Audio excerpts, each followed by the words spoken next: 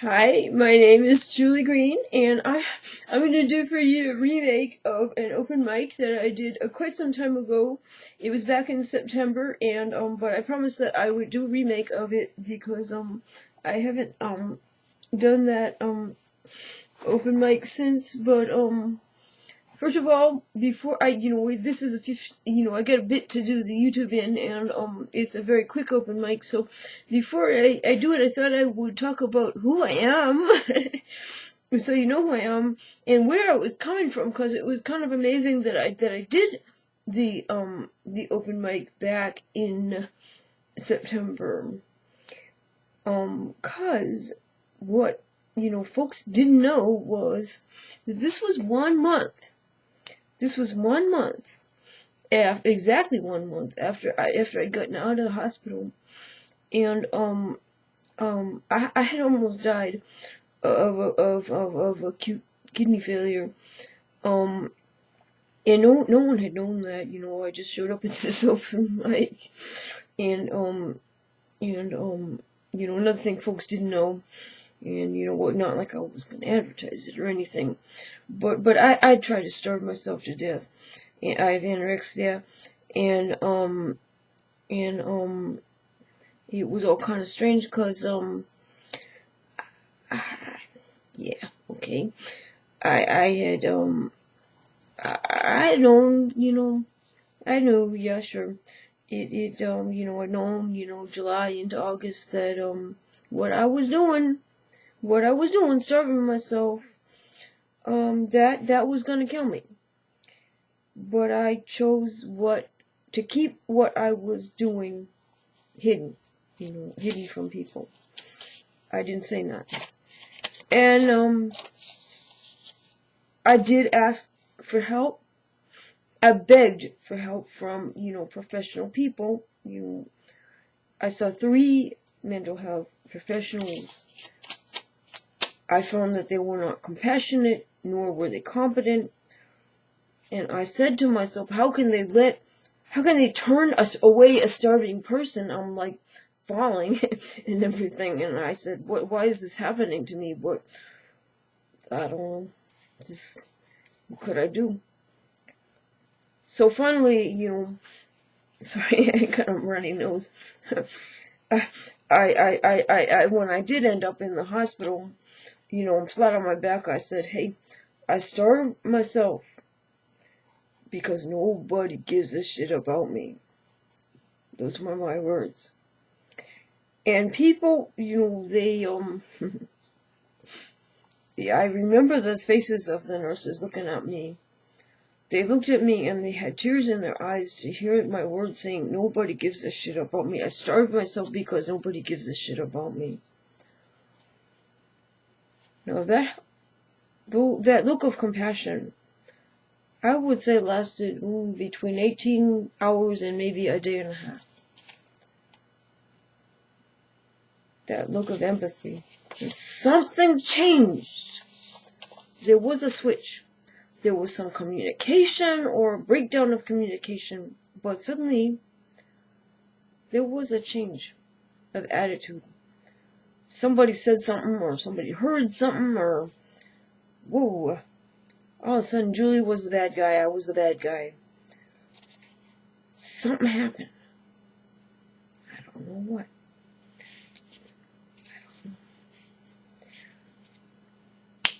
Forced drugging, repeated denial of my legal rights, coercion, verbal abuse, physical abuse, theft of what was mine, namely the phone that I was paying for by the day, got used by people that shouldn't have been using it because it was mine, and gross invasion of my privacy, and denial of, the noise level being inhumane, which I said, hey, can I close the door? No, you can't close the door. Blah, blah, blah, blah, blah, blah. I get out of there by the skin of my teeth because they're denying my rights. The more I find out about it, the more illegal it sounds. At any rate, I get out of there. Further shock. Does any human being welcome me home with open arms? Not around here. Certainly not. I held onto my beloved dog, my puzzle. Cry alone for a month. And in that month, I healed. It was very, very hard to heal from that abuse. It wasn't just about my kidneys, folks. I have stage 3 kidney disease now. It wasn't just about my kidneys. It was very hard. And I'm going to do that piece for you now. And I did this on September 22nd. It's called My Life by the Years by Julie Greene. I walked into an open mic. Nobody knew me for the hole in the wall, and I didn't say a word about what had happened to me, where it came from, or anything. Nothing. Okay. My Life by the Years by Julie Greene. 1963. I wet myself on the way home from first grade. It's warm and comforting under my snow pants. I can walk slow all I want and daydream. 1970. The house painters painted over our mezuzah. Late at night, our dad scrapes it clean with a Boy Scout knife. I hold my baby brothers tight. 1973. I secretly planned to run away from Lexington and become a great hitchhiker. 1983. On television, Karen Carpenter died. I cry. The snow never stops, far away, splattering wet outside the hospital window. The nurses eat popcorn behind the desk. 1993. My dog and I move into public housing. The government loves to tell us they'd rather we were dead, but not in those words. 1997. My dad's hair grew back after his chemo, no longer gray, but brown, like my hair. He said, Julie, go make something great of yourself. I walked away from the mental hospital and wrote my first novel. 2003.